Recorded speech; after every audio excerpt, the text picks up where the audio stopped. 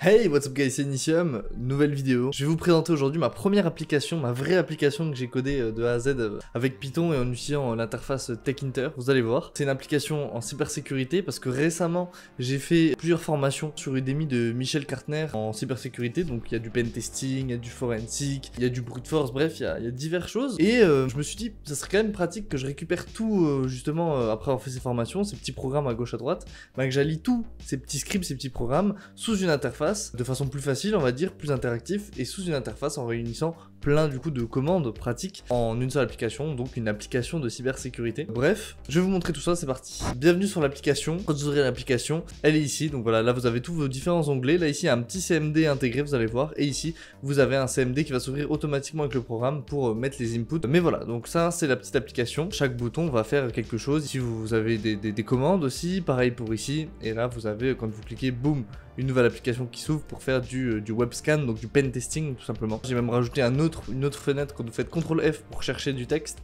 dans le CMD ici. Vous allez pouvoir taper ici, faire find dès que ça cherche ici. Bref, je vais vous montrer tout ça. Alors on commence les petites commandes par défaut Windows que j'ai intégrées dedans. Là vous avez tout ce qui est network scan. Si par exemple vous allez, je sais pas, usname, vous allez avoir mon prénom par exemple du PC en question. Donc là boum, voilà. Donc ça s'affiche directement ici. Vous pouvez clear évidemment le terminal et puis vous allez voir il y a aussi un scroll qui vous permet de mieux naviguer. Vous avez vraiment toutes vos infos. Système info par exemple, normalement, voilà, tout va s'afficher, il faut juste attendre un tout petit peu, voilà, boum, il y a toutes les infos qui vont s'afficher. Pareil pour ipconfig, boum, ipconfig, tac, il y a tout qui génère. Et vous avez une petite barre pour scroller, pour voir aller à gauche à droite. Et vous pouvez clear du coup le terminal. Donc voilà, là il y a différentes choses qui vont permettre de voir en fait votre ARP, votre ipconfig, les routes qui sont affichées avec un route print. Vous allez voir différentes choses en termes de connexion que vous pouvez avoir via des commandes de Windows, mais là c'est juste un bouton qui vous permet d'y accéder, donc c'est plutôt cool. Ensuite le cracker en MD5, donc là vous voulez générer un MD5, vous cliquez sur Gen, ici ça apparaît dans votre input, donc votre terminal, votre shell d'input,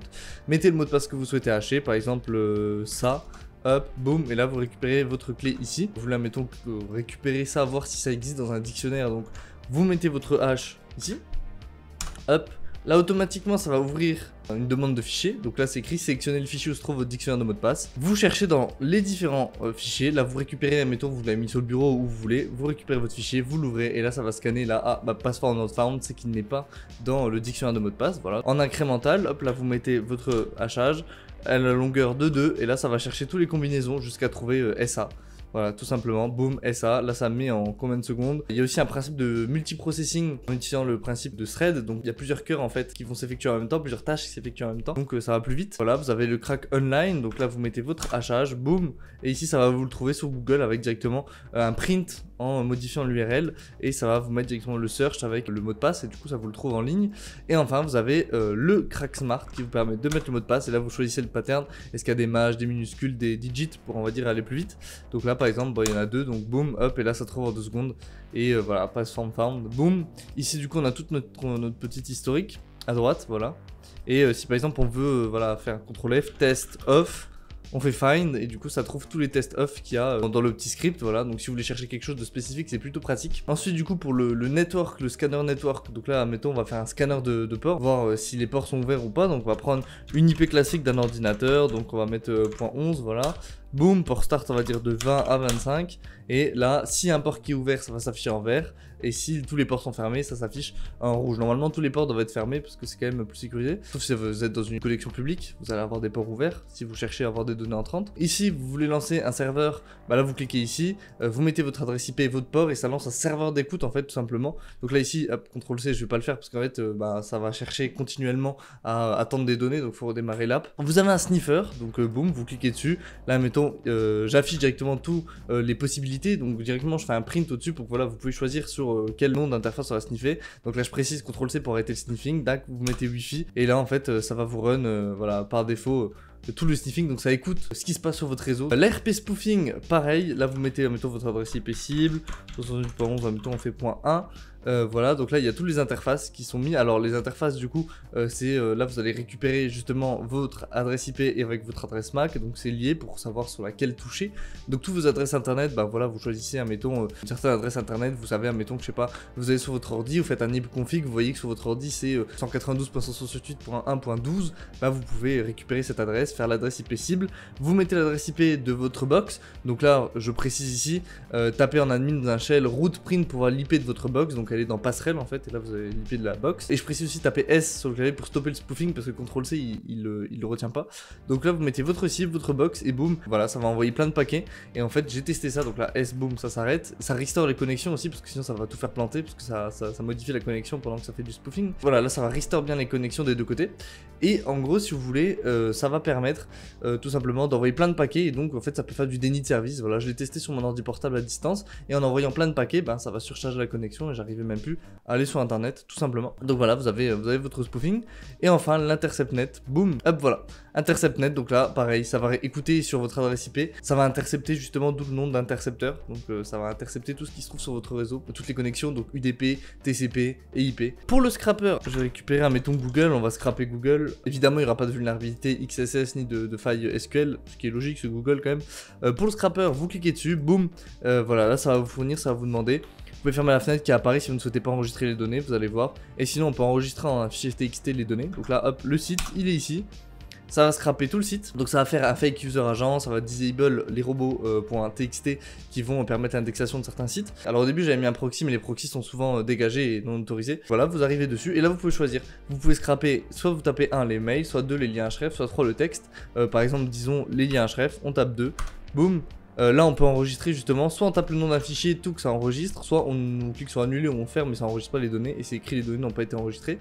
Et boum, vous avez tout, voilà, tous les liens qui ont été scrappés tout simplement. Évidemment vous pouvez faire la même chose avec, si vous le souhaitez, avec du texte, avec les emails, etc. Vous pouvez récupérer les emails de certaines personnes sur des sites et tout. Il faut vérifier quand même d'avoir normalement l'autorisation sur les sites, évidemment, parce que c'est pas légal. Moi, ça, je le fais sur Google, parce que de toute façon, je sais que là, sur cette adresse-là, il n'y a rien de compromettant et il n'y a pas de souci. Donc là, boum, on n'enregistre pas, par exemple. Boum, si on enregistre, ça nous crée juste un fichier .txt.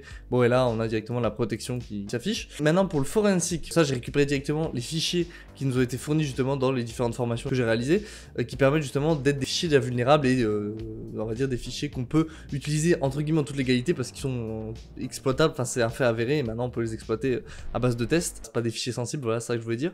Donc forensic, on veut chercher des méta PDF, on ouvre le fichier. Donc là, directement dans l'application, j'ai mis test file exprès pour préciser.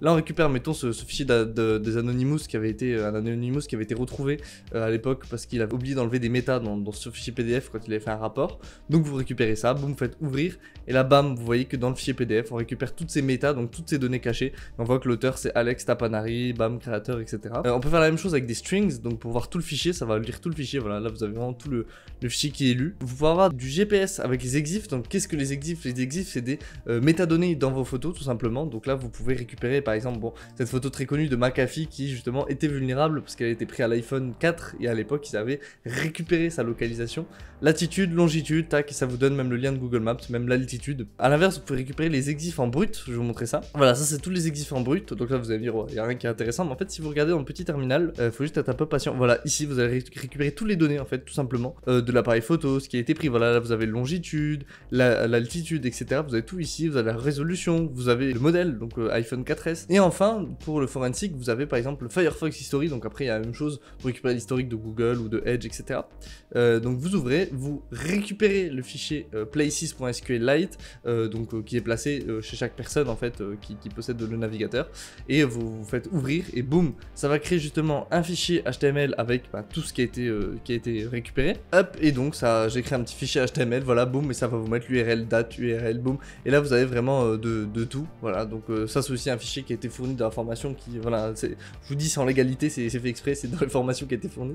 Et de même pour les cookies, donc là vous récupérez votre cookie.sqlite, boum, ça va créer un fichier HTML .reports, et là vous avez boum tous vos cookies qui apparaissent. Enfin j'ai mis des backdoors parce qu'à l'époque j'avais fait aussi une vidéo sur des backdoors, donc du coup je me suis permis de créer d'ajouter ça. Donc en fait vous ouvrez deux fois le programme, vous ouvrez un programme admettons là, bon là ça va être en local mais vous pouvez l'ouvrir mettons sur un IP public. Là vous allez ouvrir la backdoor admettons client ici, boum, ici ça va me préciser, veuillez rentrer une adresse IP si vous êtes en local. Là il faut mettre son IP local par exemple, le port, admettons le port, boum, et là ça va écouter la connexion. Et si j'ouvre une deuxième backdoor, donc là bon ça va être sur le même ordinateur, hein, donc évidemment c'est pas fait pour, mais ça va quand même marcher. Là on laisse vite parce qu'on est en local, on met 245, boum, et là bam, on est connecté, voilà tout simplement. Donc je l'ai intégré aussi ici, comme ça vous pouvez ouvrir l'application sur un ordinateur portable, mettons en local, rien que pour s'envoyer des fichiers. Vous ouvrez sur votre ordinateur fixe, vous connectez vos deux backdoors et vous envoyez les choses. Par exemple ici, si vous voulez télécharger, je sais pas, vous voulez faire une capture d'écran, bah, vous tapez juste capture, bon après ça c'est la backdoor classique, salut, boum, tac, ça enregistre une capture, et là quand je vais dans mon dossier, vous voyez, hop, j'ai accès à la capture d'écran tout simplement. Et enfin, petit truc plutôt sympa, c'est le pen testing. Donc boum, vous cliquez là-dessus, vous mettez votre URL, boum, URL à scanner, tac, dans le petit input, vous faites scanner, donc ça va récupérer tous les href justement qui vont permettre d'avoir les différents liens, donc accès au formulaire et les choses comme ça. Donc là c'est en train de miner, entre guillemets, ça fait aussi un côté scrapping, donc là vous pouvez l'arrêter hein, évidemment, vous pouvez continuer à scanner jusqu'à ce qu'il finisse.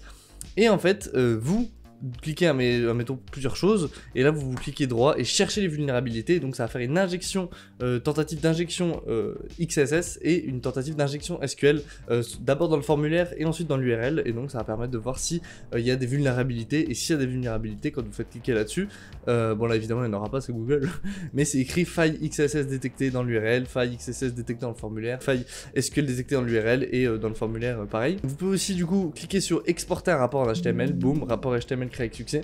Voilà, ça vous donne un rapport de tous les liens trouvés, tout ce qui s'est passé. Plus, ça vous donne accès justement aux cookies. Et enfin, pour les connexions de logging, pour ajouter des informations de logging, se connecter automatiquement à un site, par exemple, si vous avez les accès ou etc., pour aller récupérer des vulnérabilités en cas où, bah là vous pouvez mettre directement votre mot de passe, votre nom, votre login, et ça va implémenter directement la fonctionnalité pour vous connecter automatiquement. Donc voilà pour la petite présentation du logiciel que j'ai créé. Malheureusement, ça je m'excuse, j'ai pas envie de partager le code sur GitHub, tout simplement. C'est dangereux quand même, on va dire, parce que vous avez vu, en un bouton, vous pouvez générer des backdoors, enfin il y a quand même des choses, en un bouton vous pouvez faire du network scanning et tout, ce qui n'est pas légal évidemment. Donc voilà, je mets pas le lien sur GitHub, en tout cas je m'excuse là-dessus, mais c'est vrai que j'ai pas envie de prendre de risques. C'était Nisham, j'espère que vous avez kiffé cette petite présentation. Je j'adore jouer, faire dans une prochaine vidéo. Salut!